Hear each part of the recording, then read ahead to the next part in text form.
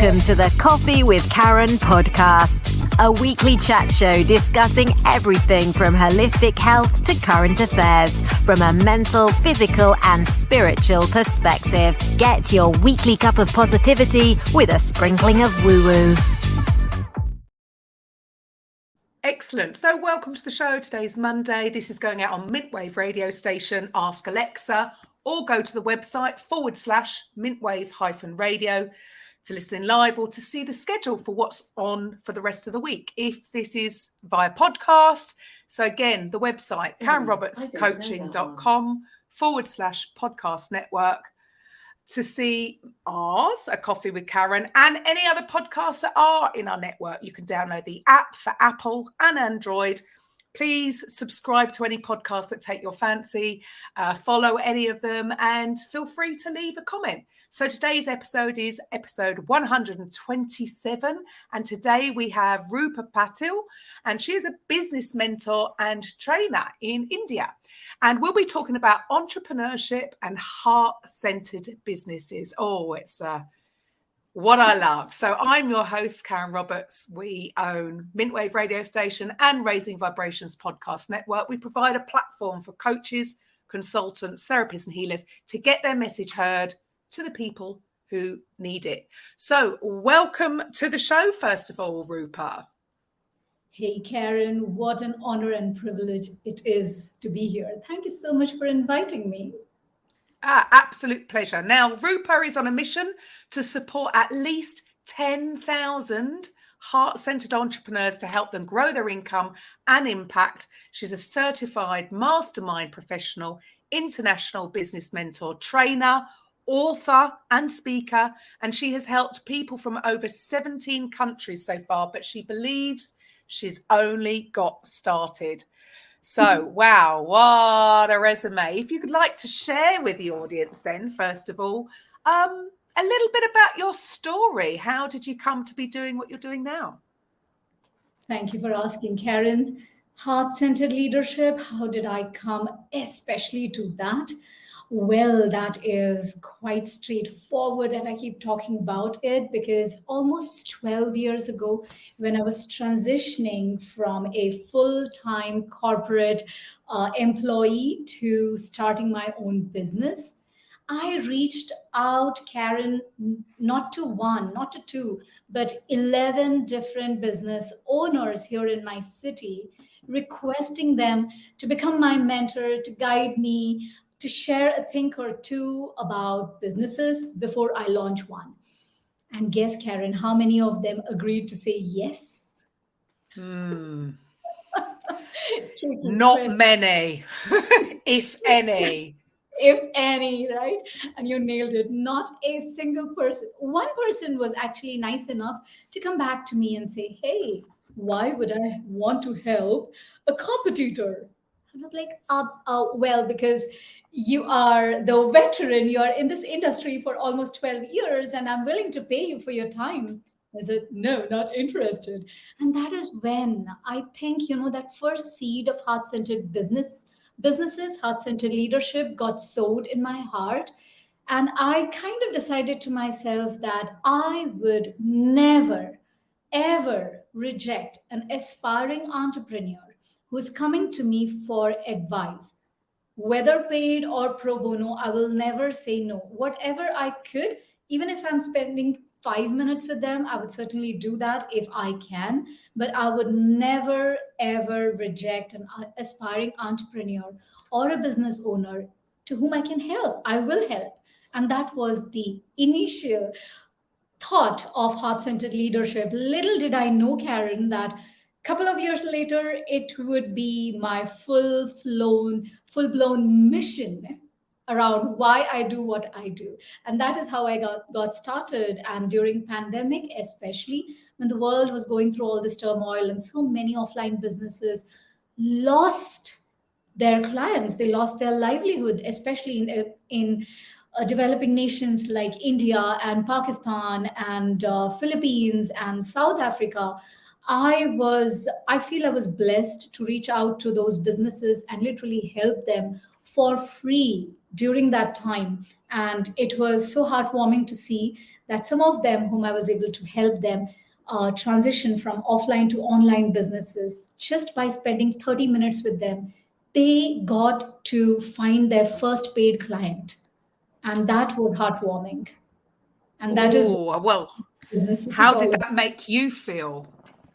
Blessed. I feel it makes me feel blessed and responsible to do more of that, to pay it forward, do whatever I can to help business owners. For all you know, it would literally mean putting bread, putting food on their tables. So yeah, I feel Mm. blessed. It's really fascinating subject. Now, can I ask you a question? The 11 business owners that you went to, were they male or female? What an interesting question. And this is for the first time I'm thinking they were all men. I don't know about you, but I feel, and look, I don't come from a corporate establishment at all. Obviously, I have pink braids. So I don't come from that life at all. However, I have been involved in it in some way. I come from the fitness industry, quarter of a century. So working in the city of London, so being in the changing areas where corporate workers were and hearing the conversations. And it always seemed to me very backstabby, very aggressive form of, because it felt like everyone was being kept down because this fear, scarcity mindset that we don't want to help these people because they might take my job. And rightly or wrongly, because I don't know, I don't come from that arena, that whole mentality seems to have found its way into this arena. And I love what you're saying there, because we feel the same, that, man, there is no competition. There is no competition when you're truly heart-centered and you're following, there's only one you. There's only one Rupa Patil who, there might be somebody with the same name, but there's only one you that does what you do in your specific way. And it seems a shame that this has been sort of moved into this kind of arena. Have you seen that sort of that follow? Absolutely. And although you are not from corporate environment, you have read it quite right. And you're right, it has got nothing to do with a specific geography. It is it's kind of global. Of course, I'm hoping, and I really, really hope that things are changing as we go. Because I have worked in corporate for 15 years of my life, and I have been honored and privileged to work with some of the biggest brand names. But again, even in best of the companies, the heart-centered leaders, business leaders, or corporate leaders were only a few. You could count them on your fingers. And most of them, barring these few people, and I was really honored to have my first corporate mentor, who was also my boss, who was really empowering. He did not come from a scarcity mindset, but my previous boss did. So for me, I have seen bosses who have been driven by the scarcity mentality. Oh, there is not enough for everyone, and I can't hire somebody who's smarter than me. To a person who actually encouraged me to go ahead and be brave enough to hire somebody who's smarter than me. That way, even as a manager, I push myself up and I push the standards. Literally elevate the standard of the team by hiring somebody who is more smarter than me. And as a Yes. result, this was the best decisions. But again, these were outliers. And that is when I realized, oh my God, if this is what is happening in best of the corporate, where your job is secured, where you're getting best of the salary, and you are hiring people from creme de la creme, people from the best institutes. And still, what is driving you is this insecurity. It is a sad story. So, no wonder it kind of rolls over to businesses. where now Yeah. people are leaving their corporate lives, leaving their comfort zones behind, and starting an establishment. And what do they carry from there? That scarcity mentality, that It's a attitude of, shame. it's a shame. Where does It's it come from? Where do you think this comes from? in the corporate, I feel it certainly comes from, although we call it as the comfort zone, we all know that, jobs and people in corporate, they are, even in businesses, we are always surrounded by threat in one way or the other. Anybody, somebody smarter can replace me. AI can replace me. Look at all the hue and cry that is happening around chat GPT right now. AI can replace Amazing. me. Yeah. So I think this is the fear. But again, Karen, it is, as human being, I am going to have all these emotions. But the emotion to which I'm going to feed the most, that emotion is going to grow. If I'm going to feed my fear is going to grow. And probably it will grow enough to consume me and consume the really good part of me. So that is my take on it. Mm, What do you think? yeah. Well, I totally agree. I mean, I love the idea that, you're hiring people better than you. All this, um, I know it all. None of us know it all. We all have our skills. We all have our talents. We all have our weaknesses. Mhm. And so to have that mindset of, yeah, wouldn't it be better? No, I want to hire people that are way more skillful in certain areas so that we can all grow, because then it's a combination of talents. So I can imagine why you've grown so quickly, because I do feel that I think more people are realizing that you've got to go within, and running your business from a heart-centered place is going to have a knock-on effect to absolutely everybody and grow your business a lot quicker. Exactly. So, and as you beautifully said, it's not about collaboration. Again, I can focus on competition, or I can focus on collaboration. And now, of course, I'm sure you would have seen it even in your previous guests. There's so many of us, especially. And now I see the trend is more, not now, I see the trend in women entrepreneurs. They are a little more open to the idea of collaboration over competition.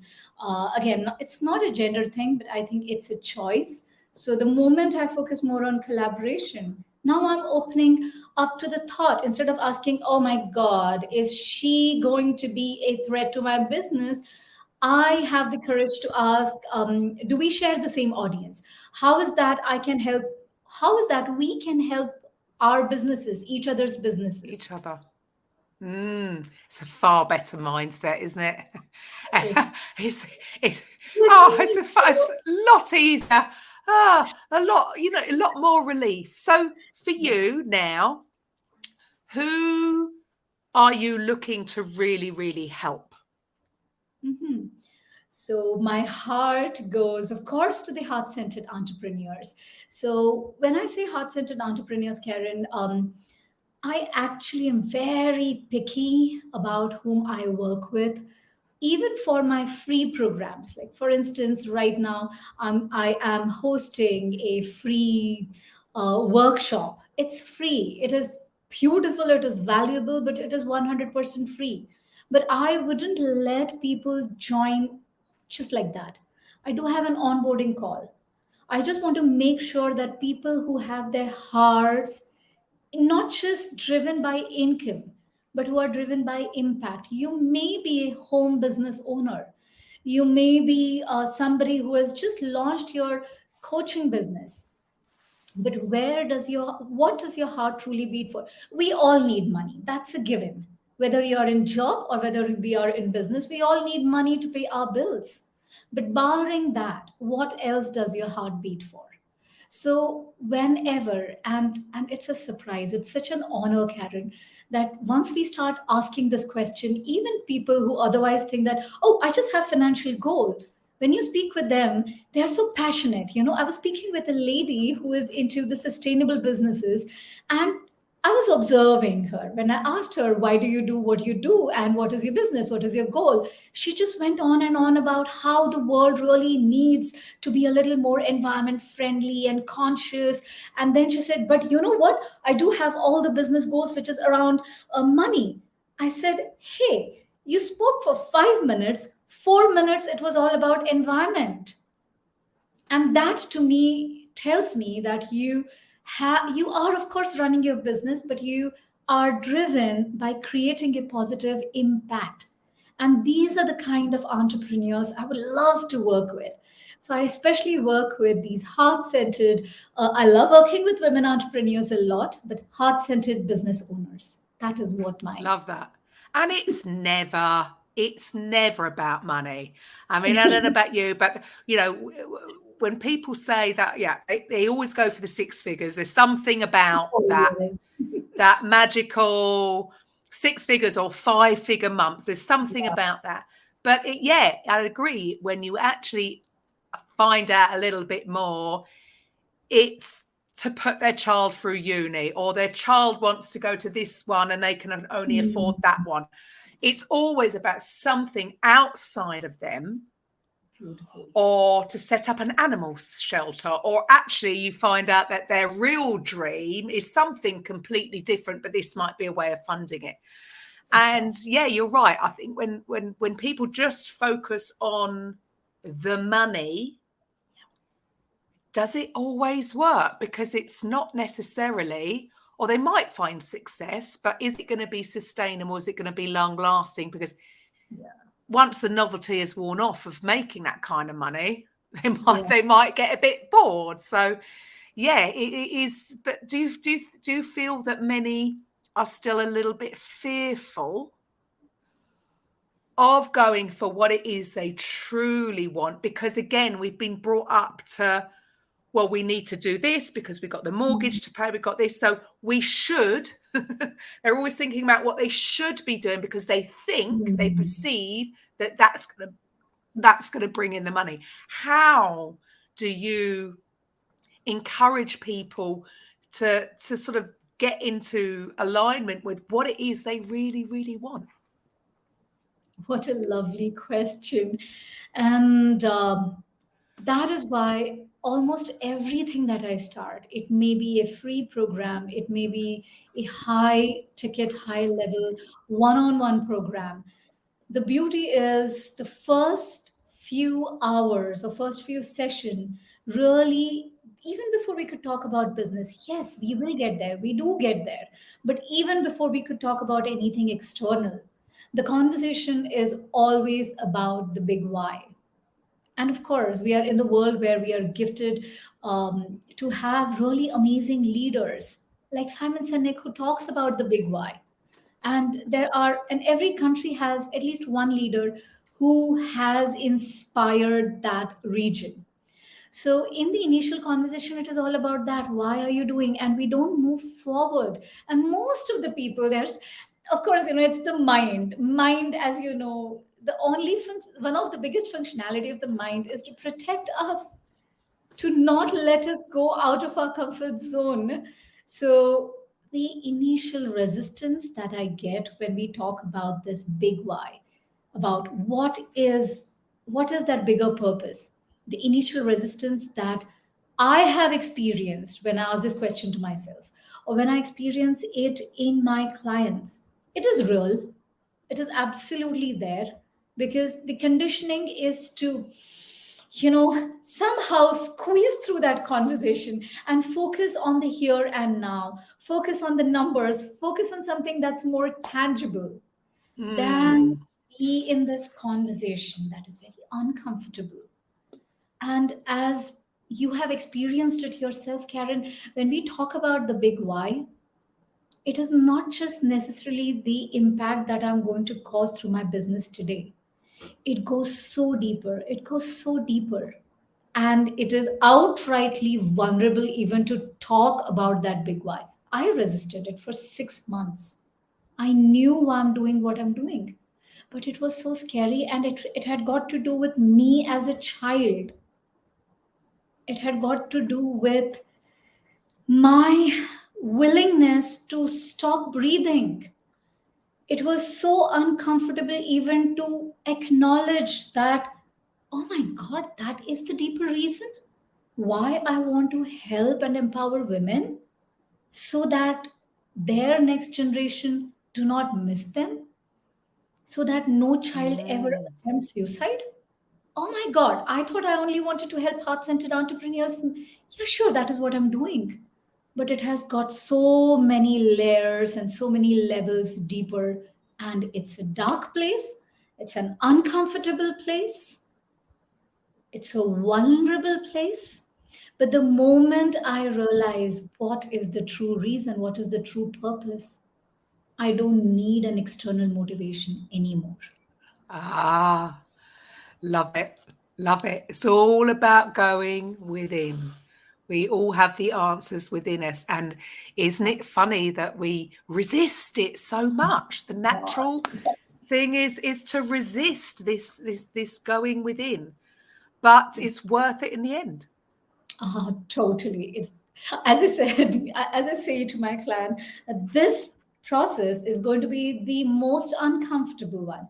You may hate me for doing it, but I promise you, once we are done, once we are beyond this chaos, you would not need to seek external motivation ever. It's good. It's, you may still read motivational books, podcasts, go to the webinars, seminars, conferences. We need that. That's a great environment. But you will be driven from inside. You will have a drive, a fire that you'll be fully aware of. That's beautiful. Yeah. And people can, because I think without doing that inner work, people can almost get stuck in study mode and sort of addicted almost to getting another book, to getting another course, to getting on another conference, but they're not actually taking action on it. They're not implementing. It's like they'll keep looking because they're looking outside. I need that piece of information before I go. Oh, and I need to learn this, because they're avoiding actually going within. And then, there's always something else to learn, isn't there, Rupa? I mean, it's just ongoing. And it's funny that you mentioned the chat GPT. I was having a conversation earlier today. And again, fear, I don't necessarily get involved in the conversations because everybody's got very strong opinions and I just think, leave it. But I'm finding it quite fascinating, the huge difference of opinions. But you can see one's from fear, and I get it. If you're a copywriter, say, it must be, my job's going to be taken away from me. However, again, all these things are just tools. They're just tools. Just because you can use an AI bot to write some really good content, if you can't deliver, exactly, that's not going to build a business by itself. And I think so many people are looking for it's amazing. We live in a world where we have access to amazing tools and software that can make our lives easier. However, you still need whatever it is you're selling, you're still going to need to actually be involved. And if you can't deliver, it doesn't matter how good the AI bot's going to be, right? Very true. I love it. And it's the same thing. Like if you talk about money, and earlier you talked about this $1 million or 6-figure, it's an imprint. Just because some of the marketing gurus kept talking about a 6-figure, we somehow believe that, I need that 6-figure. Just because somebody talks about this advertisement budget doesn't mean that your business necessarily need that advertisement budget. Maybe yours is a lifestyle business. Maybe if you talk about me, I love having a beautiful work-life balance in the sense that I can shut my work and go to the Himalayas for 15 days in a row with no internet connection. I would love to do that. And for me, $1 million means nothing. No, and you wouldn't be able to do it. You wouldn't be able to go for, I've got no interest for that because I don't want to be working 365 days a year. Again, each to their own. And if that's your, go with it. Go with it. But yes, do you find that, again, I truly believe that actually everybody wants that work-life balance. They may not be implementing the things needed for it because they think they should be doing XYZ. It's all about what they should be doing. Yeah, absolutely crazy. So when you're helping, so how do you, what is your program? How do you specifically help these heart-centered coaches get to where they want to go? Oh, beautiful. Thanks for asking. So, because yours is such a spiritual based show, I would love to say that, I just have a very simple pyramid. I'll share that to, your audience sometime later. But a very simple pyramid, which starts with three layers of success. One is a personal success because, as you said very beautifully, it all starts with within. The journey starts within. So there is this layer of personal success, which is all about personal development, overcoming adversities. Because Karen, we see that, more often than not, people who are getting into businesses, people who are solving problems, because essentially businesses is that we are solving somebody else's problem. It's coming from the fact that they had faced it in their own life some time ago, and they have figured out ways to overcome that. So in the first baseline of my programs, it is all about working on yourself, overcoming adversities in 6 weeks, preparing yourself to overcome adversities in 6 weeks. That is the base level, which is essentially to do with personal success. Then comes professional success.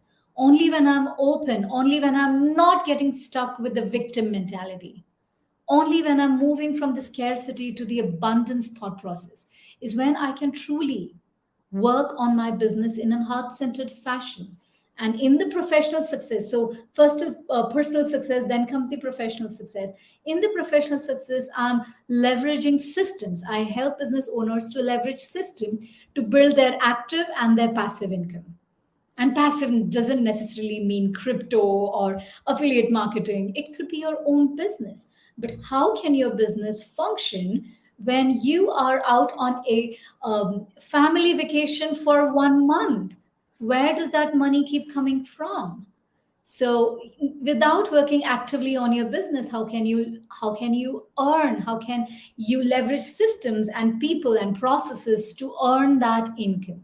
So that's the second part. And the top part, once, because Maslow's hierarchy. If my cup is full, I can share it with others. So once that personal and professional success fills my cup or starts filling my cup, I can pay it forward. And that is the impact. So it is personal success, it is income, and then it is impact. So that is my pyramid. But Awesome. long story short, within 9 weeks, I help business owners to leverage systems to fill their cup, to pay it forward. Brilliant. Love that. And because it's especially the more, so I'll call it woo woo, the more, I don't know, healer types, there, don't know about you, but I found there's always some kind of resistance with regarding the money, regarding asking for the sale. Like, very, I use this a lot. They're very good at giving, not so good at receiving. And because there seems to be this sort of block of, I don't know, making money is bad in somehow, and they forget that it's all energy. That's all it is. Money's energy. It's just, it is what it is. It's neutral, right? And so I love what you said there about, at the end of the day, you can't give from an empty cup. So having those structures in place initially, so that once you get there, then you can go. Because, I speak to, I don't know, different therapists and healers that, it's not about the money. Think it is about the money, because if you want to start this animal shelter or some kind of thing to help people, it's going to take funding. So if you want to give more, you've got to focus on, it all starts with you. Where do you think again, this thought process is so imprinted in some, and it seems to be a lot of the ones that actually really genuinely want to give, but they're being blocked in some way. Yeah, and it's so amazing, Karen. You know, earlier when I was growing up, I used to think that this is a very Asian thing, maybe it's a very Indian thing. It is not. It is not.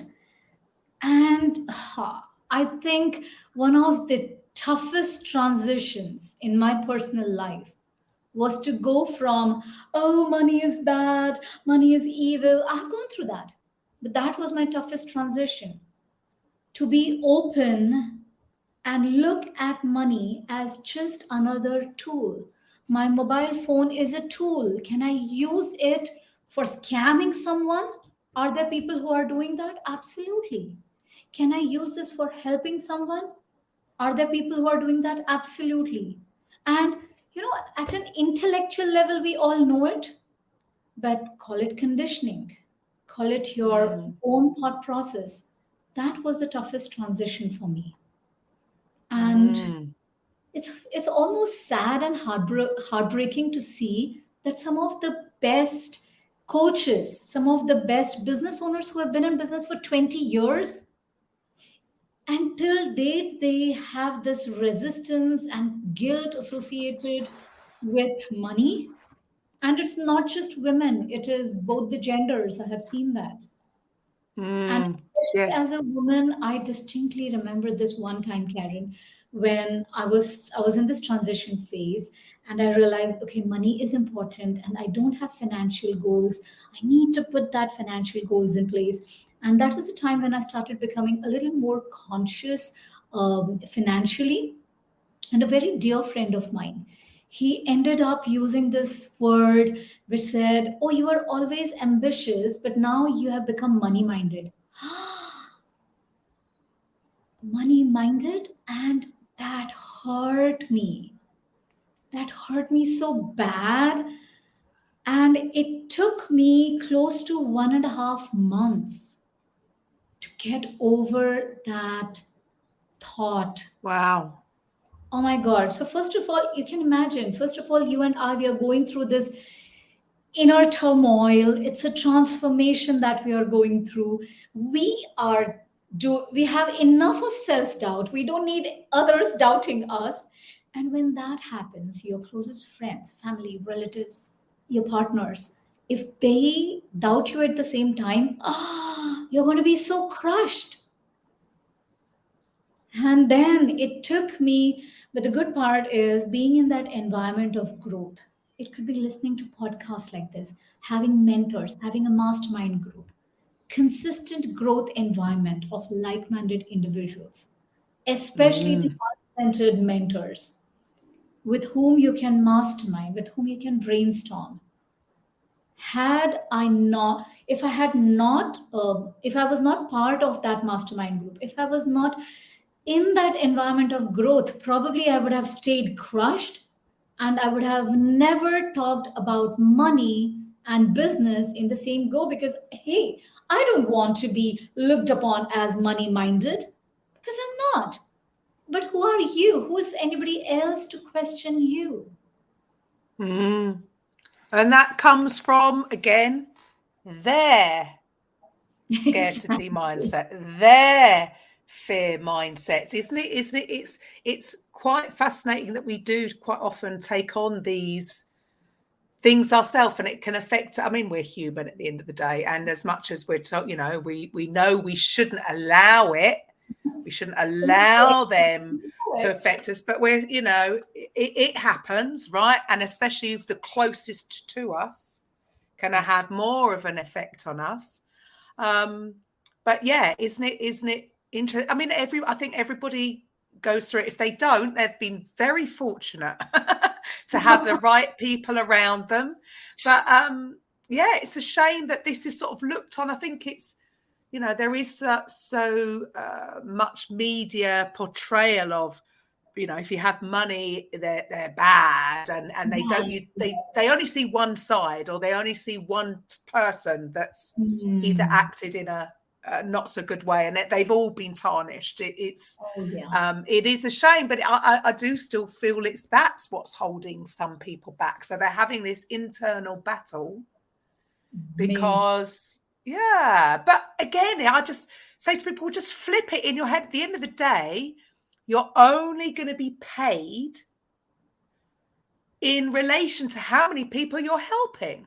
Exactly. So actually turning it around and saying, well, I want to help more people. Like your specific goal is to help 10,000 women. Does that mean you shouldn't be paid? You shouldn't be reimbursed for helping them? I mean, it's a win-win, isn't it? So the more people you help, the more people you're going to, and it's just this different attitude, which is the opposite to the corporate pyramid. Right, which is why I've never really understood, not that I'm really involved in any network marketing things, but I always understood the philosophy and I always used to see it as a positive one. And I could never wrap my head around why people think it's negative and call it a pyramid. Because I think, but business is a pyramid. What are you talking about? I come from the fitness industry. The cleaners do not get as paid as much as the gym manager. I mean, that's the workplace. Whereas you can all be the top of your own pyramid with some kind of network marketing. Very true. And I suppose those are some other options, not the only thing, but to have some kind of passive income, because at the end of the day, how many jobs are out there that really pay enough for people to be well off into retirement without some form of investment? Very true. Lovely question. It's just very rarely going to happen, is it? That's why most people are so stuck, because in this day and age where we're at right now, it's almost like essential, really, to have something going on, having something for yourself and finding a way to not just have that one thing, but have some kind of passive income coming in, because we live in a very different world, don't we, Rupa? Very true. And how beautifully, I would like to second what you said. So those of your amazing listeners who have dialed in, I would really encourage them to question. One is question the modeling or the thought process that we are grown with, the conditioning. Be brave enough to question that conditioning. One. Second is, and you would have seen it in your place as well, in your country, the youngsters, there are two types of them. And again, when I say youngsters, I would say people who are young. I was young, you were young, they are youngsters. And I started working right after my grade 10. I started working because I felt bad that I come from this large family. There are 5 siblings. My mom is working hard, my dad is working hard. And I felt that it is unfair, and I was just 16, but I felt it is unfair for a family of 5 kids and 2 parents. It is unfair for the parents alone to think about the family. And I started working right after my grade 10, and I have never stopped. I don't want to stop. And people would ask, okay, grade 10, what kind of job can you get? Oh, well, I have done everything that I could physically do. I have waited tables. I have sold books. I have gone door to door. I have worked in Archie's gallery. I have worked in restaurant. I have cleaned tables. I've sold American Express credit cards. I've done whatever it takes to self-sponsor my education. I have done network marketing early on in my life. And I'm glad I did that, because I picked up some of these positive attitude learnings and this collaborative, supportive environment right then, early in my age. And if you read this amazing book, I don't have it handy with me, but there is this beautiful book by Robert Kiyosaki, which says a business school for people who love helping other people. And it's all about network marketing.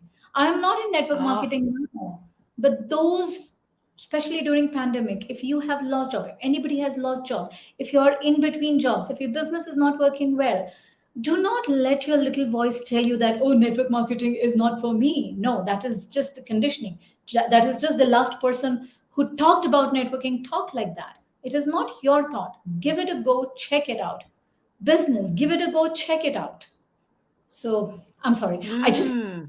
It was No, just no, I love this. And actually, that's made me realize that actually, yes, I would not have been introduced to the self-development arena if it wasn't through a network marketing company. I mean, truth be said, I wasn't very good at it back then, but I learned so much from it. And I did hit my goals that I set back then because they didn't actually have anything to do with the network marketing company, but which I'm sure my upline were hoping. but I have, if it wasn't for that, I wouldn't, never looked at the self-development arena up till then. I've just come from school, and they certainly didn't talk about, how your thoughts cause feelings and how this, we just you didn't learn about the mind. no. So yeah, I have a lot to be grateful for actually from that arena. And it's just we've got to look up it's not for everyone, which is fine. Again, it's finding what resonates with you, what products, what services, who do you want to serve, so that you can make an informed decision as to what is the best thing. So to the listeners, so if they can't see your details or website, how would they get in contact with you if they would like to know more? Fantastic. Thanks for asking. It is the best way to reach out to me is go to my website, which is my first name, last name.com. That is Rupa Patil, RupaPatil.com. And all my details are right there. But one of the best ways to stay in touch with me is by allowing me to pamper you with all the gifts, all the information that I can. So from time to time, I do these free programs which get announced right inside my Facebook group, which is by the name Transformational Heart Leaders. So these are two important avenues to reach out to me, rupapatil.com, and my Facebook group by the name Transformational Heart Leaders. Awesome. Thank you. Thank you. So with regards to your whole program, so you have this, so it's 6 weeks focused on them. So that's more self-development, is that? Which is correct. Yes. And then focusing on the business and then how to make an impact. And with regards to, and I know obviously you're in, and this is just goes to show. So just because you're in one country doesn't mean you can't affect everybody. So I think you already said that you've helped people in 17 different countries already. So it is global. So it doesn't matter where you are in the world. And so your personal goal is to help 10,000. Is that women? Is that just women, or do you focus on everybody? Everyone. I do help heart-centered entrepreneurs, especially women. I love working with women, but I do have a lot of men who work with me. Okay, fantastic. So, and when are you hoping to achieve this goal? I would want to achieve this in this lifetime, but you know what, Karen? What I have shared with you is just half of the goal. It is the half of the goal which I make public. But to Ooh. you and to your listeners, I would love to share. Tell me more. Yes, please. Thank you. So, my intention is to directly help those 10,000 heart centered entrepreneurs, but to inspire each of these 10,000 to go ahead and help and find and help another 10,000 members. If somebody, like for example, one of my mentees is a fitness coach, I really want her to have a goal of helping or impacting 10,000 women because she works with women. So this is 10,000 into 10,000. So we are really talking about 100 million people. That goal I'm Oh, not going to achieve in this lifetime, and that's okay. But I'll die peacefully knowing that I am on the path of achieving that goal within this form or in other form. I love that. And why do you think people are almost afraid to even put out these big goals? I mean, it's there are two ways of looking at it, aren't there? I mean, some people will argue, set a smaller goal that's achievable. And I can sort of understand the philosophy because there's going to be less resistance in the mind, which means they're more likely to. However, having that big goal is going to stretch that belief system as well. So that I always see it, I can sort of understand why not setting a big goal if you're not in alignment, that you're not going to achieve it, because, we can all have this, depending on how, where you've been. If you've only ever made 20K a year, 30K, 50K, even reaching for 100K, you're more than likely going to have that little negative self-talk saying, who do you think you are? You've only ever done this. Like you said right at the beginning, your mind wants to keep you safe. So, but it still seems opposite to me why you'd then reduce the goal down to fit into your current belief structure rather than, no, put it out there, that big goal, and stretch that belief, keep finding a way to actually be comfortable. And, good for you for even announcing that, because some people, even if they had that big goal, they would feel uncomfortable to actually put it out there. Yes, absolutely, Karen. And I was one among them, and I did second guess myself. In fact, 10,000 people, my mind was working. My mind asked the same question, Karen. Rupa, who do you think you are? You're Miss Nobody.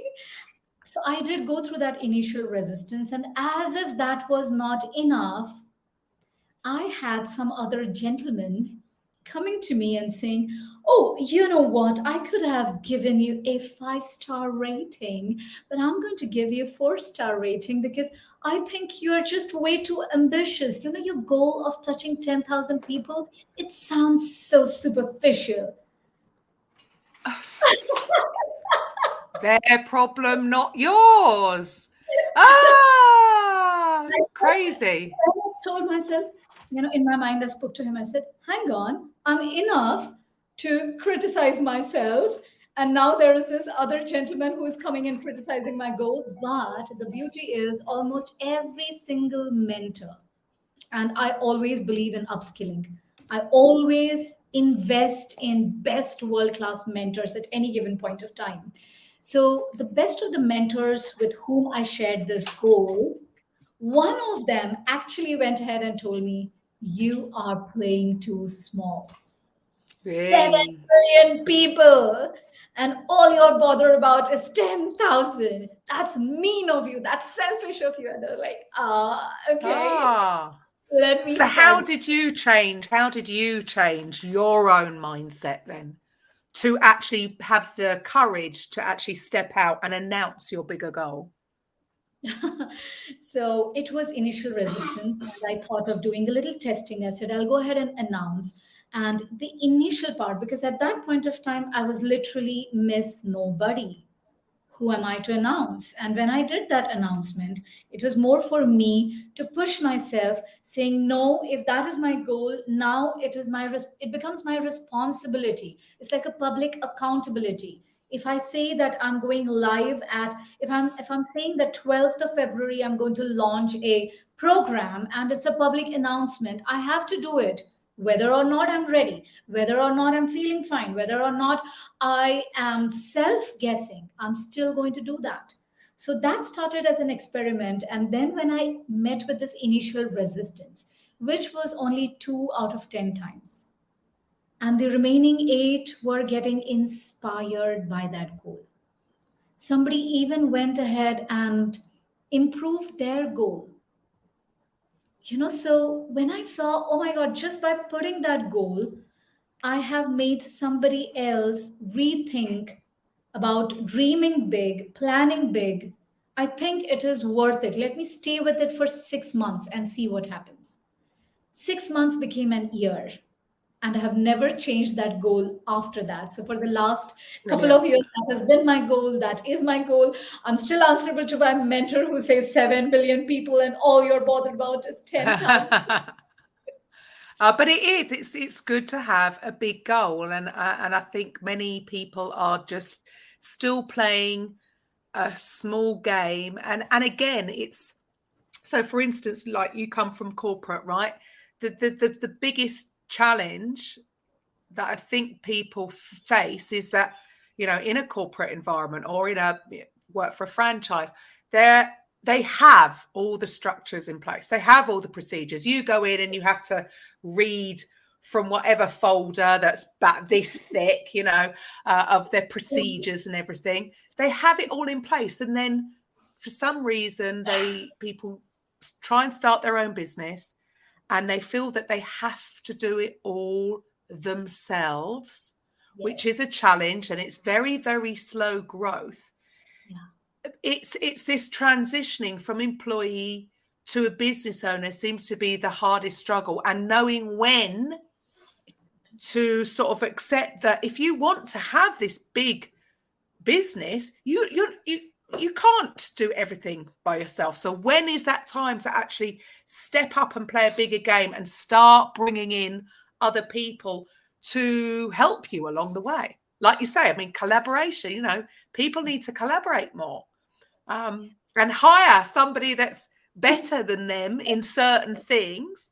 Like, I mean, my VA, I'm not really a designer. So having somebody to do the Canva images, and I don't want to be spending my time doing that. I don't have the time to go and do that. So it's, do you feel that some people it's getting to that next stage to go, right, I am going to step forward. I am going to step into my light, and I am going to go for it. And I've got to accept that I need help, because there seems to be like it's also when you're a one-man band, it's almost like they feel shame or that they failed. If they're accepting help, you think every other company has done this for them to grow. You can't do it all by yourself. So what would you say to people who sort of, they might even be getting overwhelmed with all the amount of work they do? How do they then step out and go to that next level? Oh, great question, Karen. You have this treasure of amazing questions, Karen. I love this question. So for those people, especially the solopreneurs we are talking about, who have just started, and now there is this question, when do I start hiring or getting people on board? To them, I would say, ask yourself a very important question. What came first, the chicken or the egg? Because I asked this question to myself, because I kept telling when I was, so I run two businesses now. One is a local business, which I formed 10 years ago. And one of the things I kept telling myself is, oh, I will hire someone when my cash flow becomes better. And then I tried doing everything by myself. Oh, I'll hire a mentor once my cash flow becomes better. Oh, I will do this when our cash flow becomes better. But it is just me with my 24 hours time, a family, kid, and then all my mindset, my self-doubts, my sleep, everything. And I have to take all that into consideration. My question is, when will my cash flow go up and when will I hire people? So, what came first? Should I hire people to improve my cash flow? Should I improve my cash flow to hire people? So, it's always that trade off.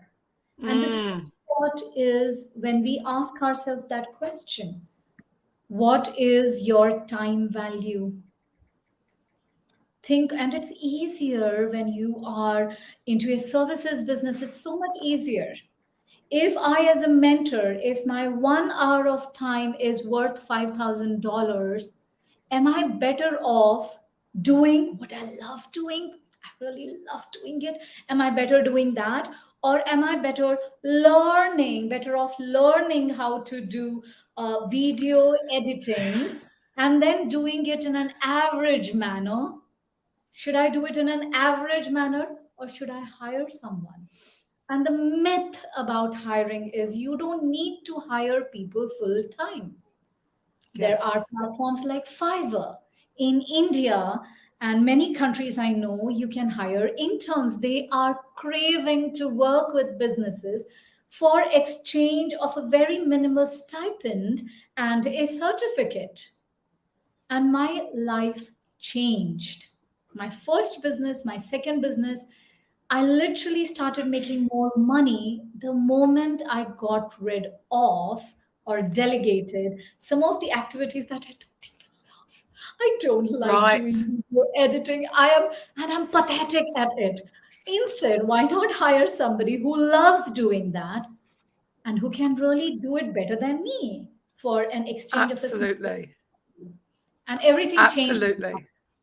So my question to solopreneurs is, what is more important? If you have too much of time, yes, invest that time. But the moment you start seeing that results, the moment you start noticing that you started getting clients, be brave enough to invest in yourself, hire mentors, be brave enough to invest in an intern, in a VA, in a collaboration partner. Be brave enough to hire freelancers. You don't have Yes. to hire them, as in There. hire, put it on your rolls. No, it's easy. There I you think go. more It's easier than easy in this day and age. It's easier in this day and age, isn't it? Perfect. Well, thank you so much for your time today. It's been an absolute pleasure talking to you. A lot of value there. I'm sure the listeners got a lot of value there as well. So if you're listening, please get in touch, rupapatil.com. And for everybody else, we will be back again just tomorrow, actually, with a coffee with Karen. So bye for now. Karen, thank you so much for inviting me, for asking those lovely questions, and thank you for doing what you're doing. Lots of love to you and to your listeners. Thank you. Bye. Coffee with Karen podcast, a weekly chat show discussing everything from holistic health to current affairs from a mental, physical and spiritual perspective. Get your weekly cup of positivity with a sprinkling of woo-woo.